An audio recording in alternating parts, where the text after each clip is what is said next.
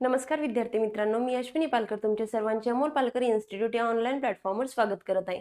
तर बघा, आजच्या या व्हिडिओमध्ये आपण रोग व त्याचे प्रकार हा एक शॉर्ट मध्ये टॉपिक बघणार आहोत आणि त्याच्यानंतर एक इम्पॉर्टंट टॉपिक बघणार आहोत, तो म्हणजे काही ट्रिक्स आहेत जेणेकरून तुम्हाला एक्झाम मध्ये मदत मिळेल। ओके, तर सर्वांनी एकदा चॅनलला लाईक आणि सबस्क्राईब करून द्या। तर चला आता सुरुवात करूया। आपण रोगाला कसं डिफाइन करू शकतो? तर बघा, रोग या शब्दाला आपण इंग्लिशमध्ये डिसीज म्हणतो, राईट? डिसीज। तर आपण रोगाला कसं डिफाइन करणार आहे? तर बघा, रोग म्हणजे आपल्या शरीराची आणि मनाची अशी अवस्था ज्यामध्ये शरीरातील अवयवांचे सामान्य कार्य बिघडते आणि त्यामुळे आपल्याला वेदना होतात आणि विशिष्ट असे लक्षणे, त्यालाच आपण चिन्हे म्हणतो, ते दिसू लागतात। त्या स्थितीला आपण रोग असे म्हणतो, त्याला आपण रोग म्हणतो।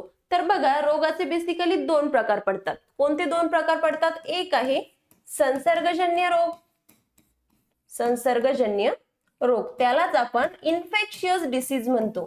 काय म्हणतो? Infectious disease. तर बघा, संसर्गजन्य रोग म्हणजे काय असतं?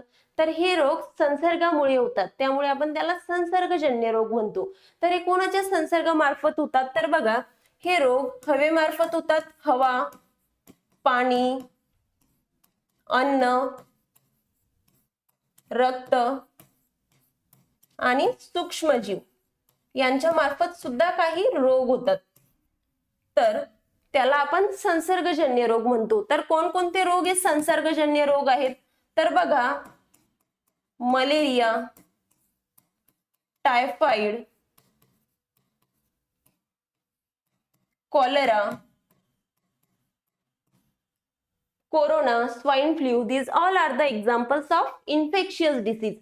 आणि दुसरा प्रकार आहे असंसर्गजन्य रोग, असंसर्गजन्य रोग, त्यालाच आपण नॉन इन्फेक्शियस डिसीज म्हणतो। काय म्हणतो? Non infectious disease. तर असंसर्गजन्य रोग हे कसे होतात? तर हे रोग संसर्गाशिवाय होतात, संसर्गाशिवाय होतात, त्याला आपण नॉन इन्फेक्शियस डिसीज म्हणतो। तर बघा, कोणकोणते रोग हे असंसर्गजन्य रोग आहेत?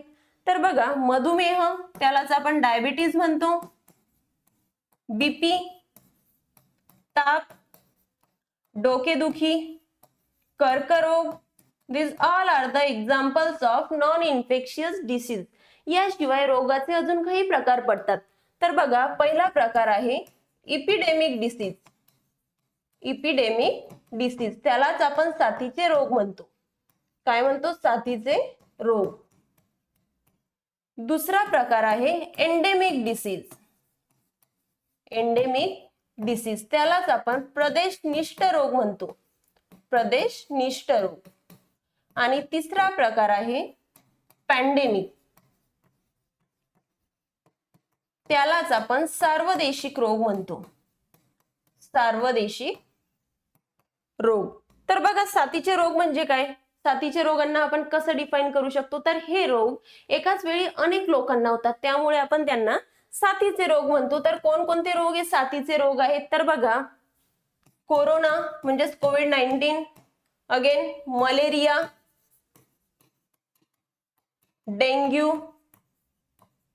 टायफॉइड, हे काही एक्झाम्पल्स आहेत साथीच्या रोगाचे। Then what is mean by endemic disease? इथे प्रदेशनिष्ठ सुद्धा आपल्याला दिसत आहे, त्यामुळे आपल्या लक्षात येईल की हे रोग असे रोग असतात जे विशिष्ट प्रदेशातच होतात, म्हणजेच विशिष्ट अशा भागात ते आपल्याला बघायला मिळतात। तर बघा, त्याचं एक्झाम्पल आहे ग्वायटर, म्हणजेच गलगंड, हा उत्तर भारतात बघायला मिळतो। कुठे बघायला मिळतो? उत्तर भारतात। आणि दुसरा आहे हत्ती रोग, हा सुद्धा एक प्रदेशनिष्ठ रोग आहे। हा रोग आपल्याला दक्षिण भारतात बघायला मिळतो, दक्षिण भारतात, याला आपण एंडेमिक डिसीज म्हणतो। आणि तिसरा प्रकार आहे पॅन्डेमिक डिसीज। तर बघा, हे रोग आपल्याला संपूर्ण जगात बघायला मिळतात, याचा संसर्ग संपूर्ण जगभरात होतो, त्यामुळे आपण त्याला पॅन्डेमिक डिसीज म्हणतो। तर याचे काही एक्झाम्पल्स आहेत polio, AIDS, corona, these all are the examples of pandemic disease। तर आपण रोगाला डिफाइन केलं आणि त्याचे टाइप्स बघितले। तर चला आता आपण काही इम्पॉर्टंट ट्रिक्स बघणार आहोत। तर पहिली ट्रिक आहे विषाणूमुळे होणारे रोग। त्याआधी आपल्याला रोगाचे कारणे बघायची आहे। रोगाचे कारणे म्हणजे रोग हे कशामार्फत होतात, ते कशामुळे होतात. तर बघा, रोग हे विषाणूमुळे होतात. विषाणू, जीवाणू,